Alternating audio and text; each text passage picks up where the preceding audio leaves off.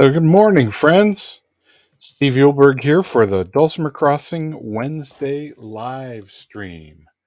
And today I'm got what I'm going to do is something that covers three categories. Is that fun? We'll see. Let me get the Dulcimer Crossing Facebook feed up so I can see that it's going there and answer any questions you might. There it is. All right. So good. So if you have questions, you can always type them into the chat. Today, I want to talk about my Banjammer. This is a banjo-style dulcimer that I first saw. The first person I was aware of and the first prototype I ever saw was by Doug Thompson from the San Diego area in California. He brought his to Winfield.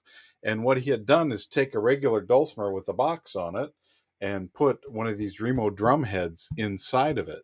And it's like, oh, that is interesting. The national championship at Winfield is where dulcimer players from all over the world, the dulcimer world, can convene in September every year, and this was a brand new thing. And so everybody was excited. He let everybody try it, and it wasn't long after that the same idea started popping up everywhere. And I know the person with the first idea does not often get the credit for their invention or their innovation. Homer Ledford had taken his dulcimer and put a cone on here, which then became the dulcibro. But I didn't see in anything about that I've read about Homer's uh, experimentations with things that he tried a banjo version. He might have, and I just might have missed it. He would have been That would have been back in the '60s. He would have been first. But Doug Thompson, and I'm going to type his name in here so that you have it. There have been many others since. I don't think he has a P on his name. Yeah, I think he does. I'm going to put it back on. I'm going to put San Diego area. Put his name in the chat so you can see that. He's still playing. He's still doing stuff. But what was fun about the idea is, it can be banjo sounding and it can be a dulcimer. Now, that's what inspired Mike Clemmer to create this. He's got the Tennessee violin style like his standard mountain dulcimers do. And what he would always tell people is, I always wanted to play the banjo, but never quite could. But I could play the dulcimer. If I put a head on here, I can have a banjo sound playing the dulcimer I love. Now, he's got a hole back here just like us, and I've got it stuffed with my banjo mute, which is pieces of a clean but old t-shirt. Now, here's what it sounds like without the banjo mute. It's got all the tones that you would expect a banjo style instrument to have, but I know that I prefer the old-timey sound, which doesn't ring so much. Even if you've got a good tone ring, I really like it to be a little kid friendly. For one thing, I brought this to my kids' classes last week. So when I do that, it doesn't ring so much. But here's the thing. A lot of people that I ask, why did you get a Banjammer or a banjo dulcimer? And before we get there, step back, because Mike Clemmer did this. Dennis Den Hartog in about the same time in Fort Wayne, Indiana, came up with what he called it was a version of dulcimer and banjo that was something like Dulcimer Joe. That's what his was. And I've heard of some other ones. I haven't played those. I don't even think I played one of Dennis's. I visited with him once when I was going through there. But then Richard Ashe bought Folkcraft, and he created what he calls a lap Joe. And in his version, there's no body at all. Well, there is some thickness where it's a regular size banjo head, and it's got a fretboard, which is very thick, even thicker than this, but it still lays on your lap to be played like this. Dave Haas is one of the people that likes to play that. and get some banjo sounds. Now, people want to play this instrument a lot of times because they say, I can't hear myself in a jam. And I just want to go, danger, danger, danger. When I can't hear myself in a jam, because dulcimers are generally not as loud as other instruments, and when there's a lot of people buzzing around you playing dulcimers and you can't hear yourself, our first idea is to turn it up, make it louder. And this is one of those things that um, there's an inverse proportion. Ooh, I didn't think I was going to say inverse or proportion today. So my math and my math teacher, maybe this is the geometry teacher, Mr. Geiger. um, Credits to you for teaching me these things back when I was doing very poorly in math and geometry. But the first thing we think about doing is turning it up. Well, the problem is when you're in a big group and you turn it up, what does that make everybody else do? They all want to turn it up. And the same thing happens when you're using sound reinforcement or a sound system or microphones or pickups. When I can't hear it, my first thought is I better turn this up. Well, the Dulcimer folks hosted a workshop called Dulcet Tones, or how to amplify dulcimers. And it turns out in the sound reinforcement arena for either recording or live performance, the first rule of thumb is subtract. Don't add, subtract. So if you're having a problem with the frequency that's feeding back, you subtract until you find the one that goes away. If you are having trouble hearing some particular thing, you subtract other things to see if that creates the balance or lets the thing you're trying to hear be heard better. In the church job I have, the temptation is we have a sound person who's usually there who understands this and always subtracts things to get the balance that somebody wants on stage because they can't quite hear themselves the way they're used to. And the trouble is, if you practice by yourself and you come to a group experience, it's never going to sound like it sounded like at home. You've got to get used to the sound in this setting with this group of people. Now, am I making it harder? I hope I'm making it better because we're tuning our ears to hear things. So I mentioned this at the Dulcimer Ensemble. At the Colorado Dulcimer Festival, I conducted the Colorado Dulcimer Orchestra again. I was very, very glad to be asked to do that. But the temptation in an ensemble like that is to do what? I can't hear myself. Play louder. It's the same thing I was saying before. And the problem is that doesn't let me hear myself better. Here's the subtraction way. I'm playing, I can't hear myself. I stop.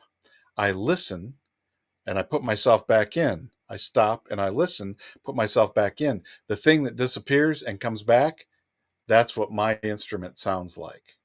It's never going to sound like it sounds at home where there's no other competing sounds. When I'm in a room of people playing the same kind of instrument, in fact, if I can hear myself, that's a problem.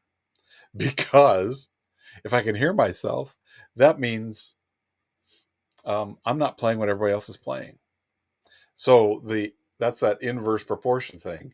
If I can hear myself, I'm probably not playing what the group is playing. If I can recognize my voice in this ensemble, that's the second level of tuning our ears to hear ourselves. So while people have often purchased Banjammers to play louder so that they can hear themselves, that sometimes makes them unwelcome in a jam setting. And that's because the people around them can't hear themselves. So we need to learn how to play it.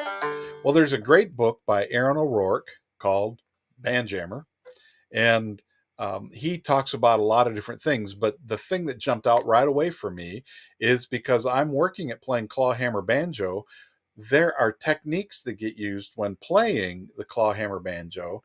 You've got the regular strum and the thumb popping that high string. That on the banjammer, there are hammer-ons and pull-offs and slides that get used in the midst of this chucking kind of thing.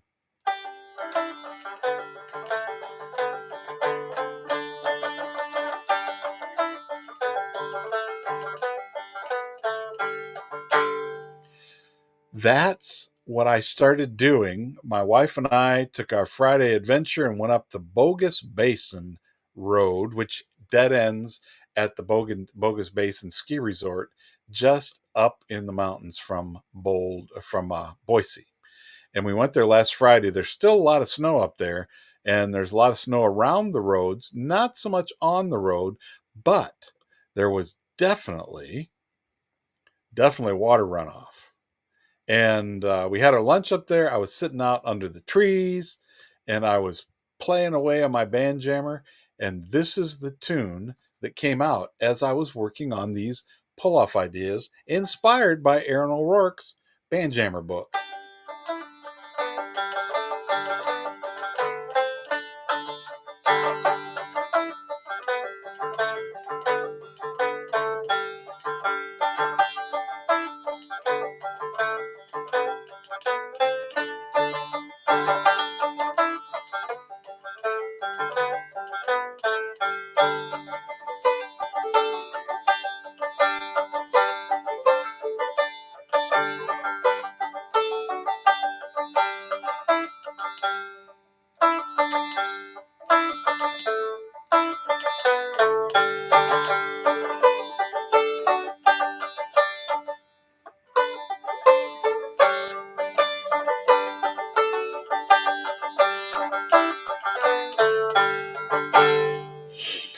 Bogus Basin is what I call this exercise. The focus in this exercise is on the pull-offs. If you haven't done pull-offs before, it's where you get two notes for the price of one. I pluck and pull my finger off a little bit to the side.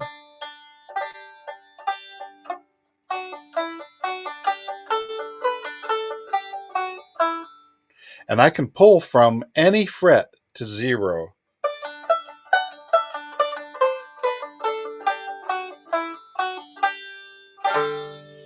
But I'm not necessarily strumming everything.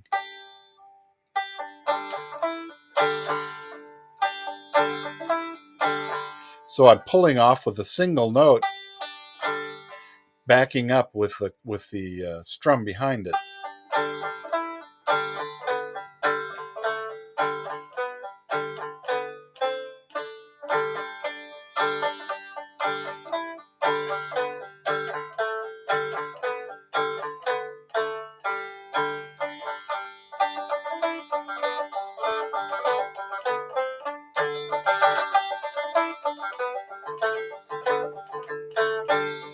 That's the A part.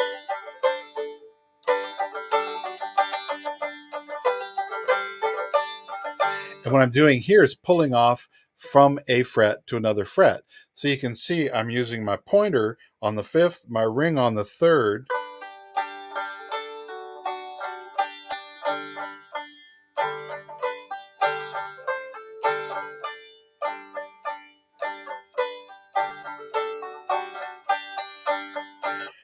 So I can practice on any one of the strings.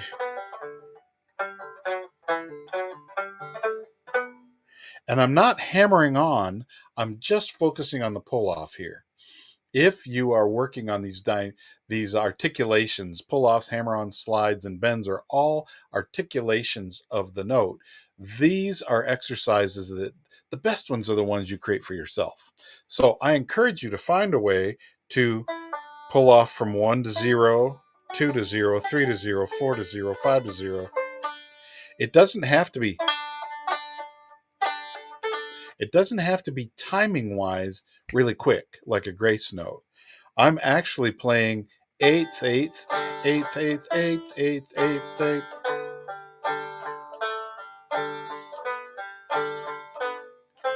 The crispness of the pull off is not the speed with which I pull off. It's making sure that when I pull off, I pull to the side. I can lift off and I get a little. Can you hear that sound?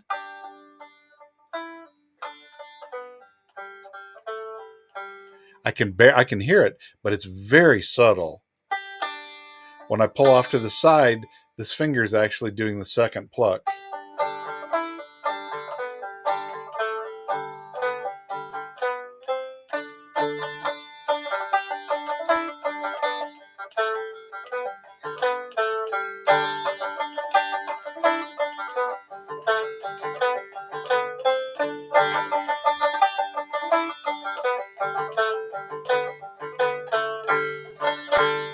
Now, I should also say that this is in DGD tuning.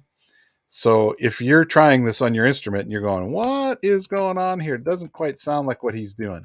That's why.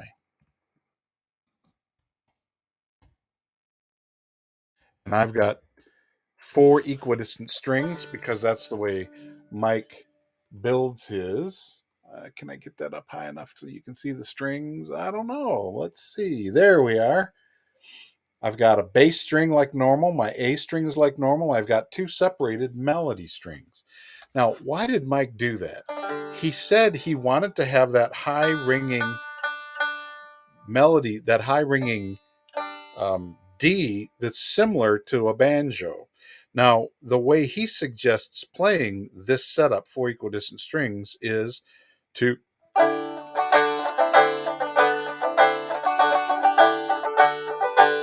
is to play the melody string on the outside and the A string and the D string the same way you would normally play.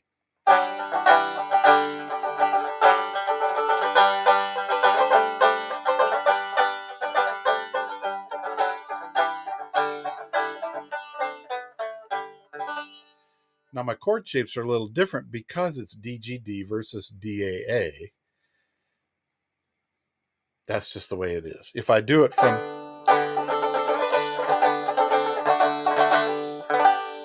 if I use the A string, which is now a G, as my bass string, I can use DAA chord shapes. But that's a whole higher level of thinking than you might be ready for.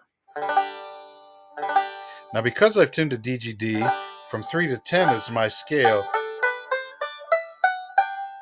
And if I walk down from 3, I end up with the bass note being on this second string here, which the middle string. How do you have a middle when there's 4? It's because of how I've tuned it. That's where my G is, and I've got the notes below Do on the low string.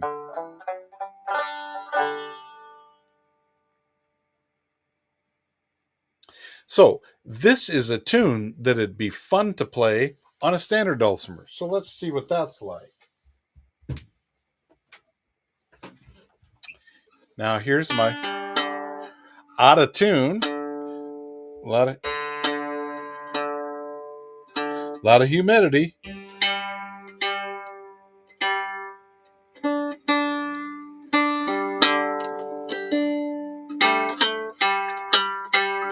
In DGD tuning.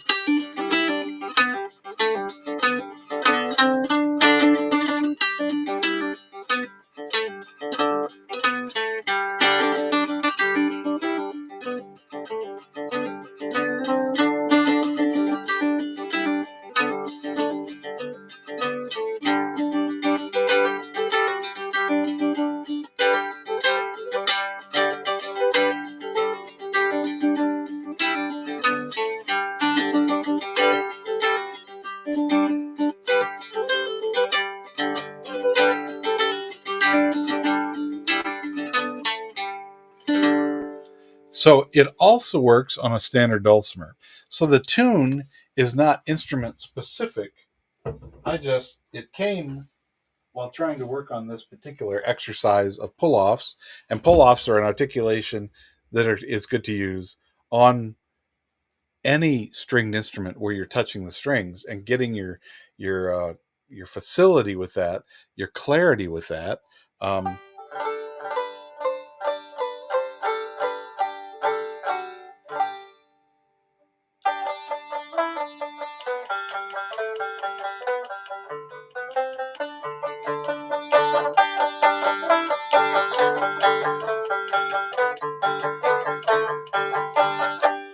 When I do it that way, where I'm plucking everything and not using the pull-offs, it's still a fun tune, but it doesn't have the quality that I'm looking for. And one of the things that Aaron's book was talking about was the importance of having this backup strum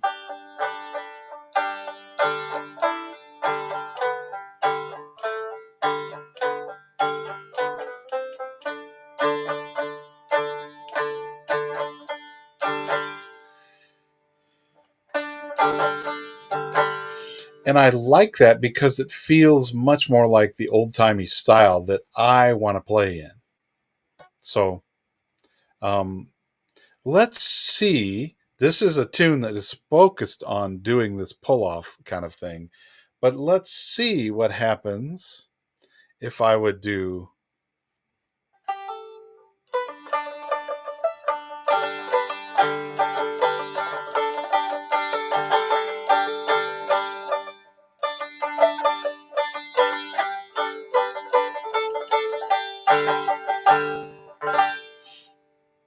Um,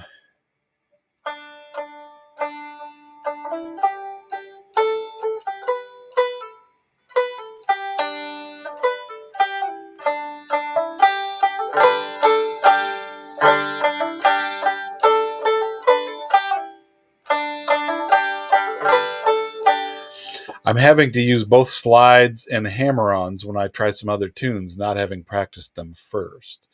But I encourage you to try this kind of a exercise. Create your own tune, like I did. Create your own tune if you want to have something that you like that lets you play this as an exclusive.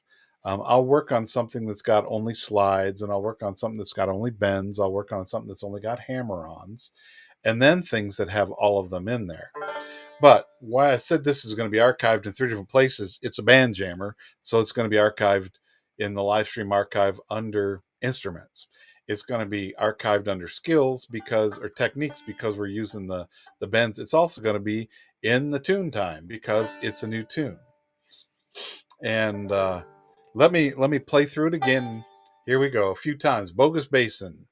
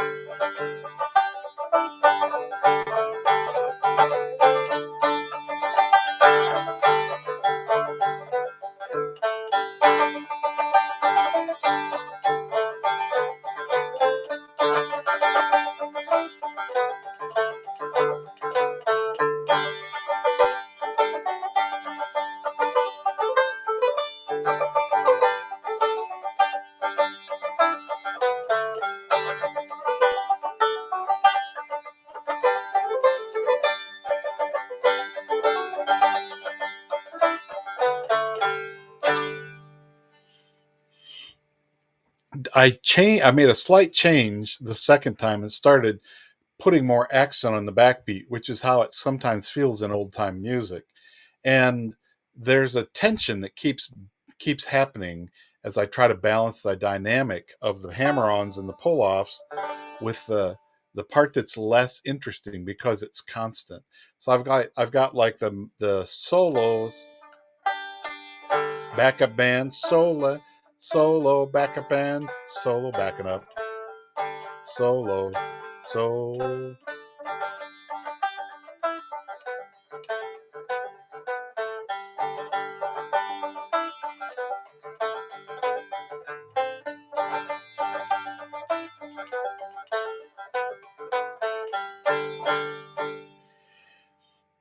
So, about the Banjammer and playing in ensembles, I've talked about dynamics before, but I'm also urging you to start thinking about what can I do to make this voice sound distinctive when you're playing an ensemble. If you're just strumming everything really loud, just strumming all the time, it can make it harder to hear the melody. And so people hear a lot of the twang. There's a good reason for the twang. I like the twang, but they hear a lot of the twang. They may hear less of the melody. And so by using these articulations, I'm trying to bring out the melody while preserving the twang as well. It just means developing our skills a little better. And speaking of that, I noticed that when I played on my nylon string dulcimer And when I play here, if I strum too hard with my pick hand, when I'm doing my backup band part, the chicka, chicka, chicka, chicka, when I'm doing that, I often will have a little distortion. Can you hear that buzz? If I do too loud, I can hear a buzz. If I do soft, I don't hear the buzz as much. So by playing with a gentle hand, with this hand, I have the clarity that comes from the use of the drum head, which gives me the banjo kind of drum head sound, or the banjo kind of sound. And I still get the chords that go with it. So I get the support of the chords as well. So that's what I urge you to try to do. And then take this, what we're learning about this, and try it on any of the other songs you know.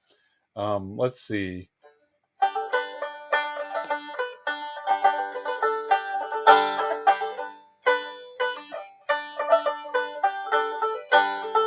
I'm still stuck in Oh Susanna no matter what I did.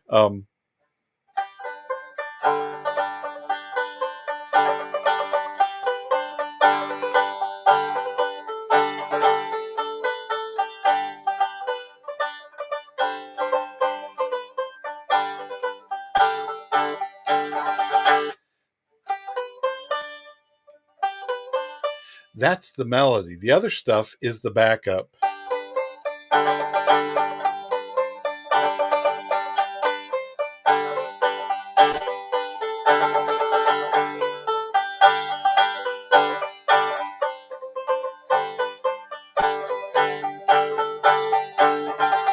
So dividing it between melody and backup is another way to think about it. Single string chuck, single string strum. Anyway, there's just a lot in the dulcimer world to keep us occupied and entertained and challenged. And the beauty of the sound is what keeps us supported and going on. So, as we close today, Banjammer, wonderful instrument.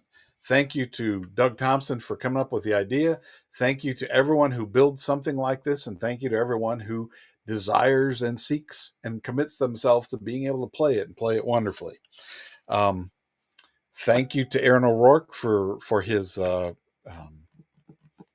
playing Banjammer book. I found it at Folkcraft in the Dulcimer Downloads section, which is a wonderful resource for all of us, especially those of us who are using tablets of any kind to hold all of our music. That's where I put Aaron's book. It's right here in my tablet, and I took it with me and learned from it and inspired something. So I encourage you to find that inspiration and put it to use in your life. But above all, keep hammering and picking. Oh yes, quarantine registration is open. That's why I wore my vest today. Registration is open at virtualdulcimerfest.com. There are a lot of classes that are full, but there's even more from nearly 70 teachers that are still open. So if you're looking to kick off your summer season, sometime this is a time when a lot of people pick up a new rhythm. If you're looking for something to work on in the summer, Quarantine Festival is a perfect way to load up your wheelbarrow to be able to work on stuff all summer and develop your skills, be a happier person because you're playing more music. Anyway, I'll be a happier person when I'm playing more music, and even happier when you're playing too. So I encourage you to keep hammering and picking, smiling and grinning, and growing in your musicianship. See you next time.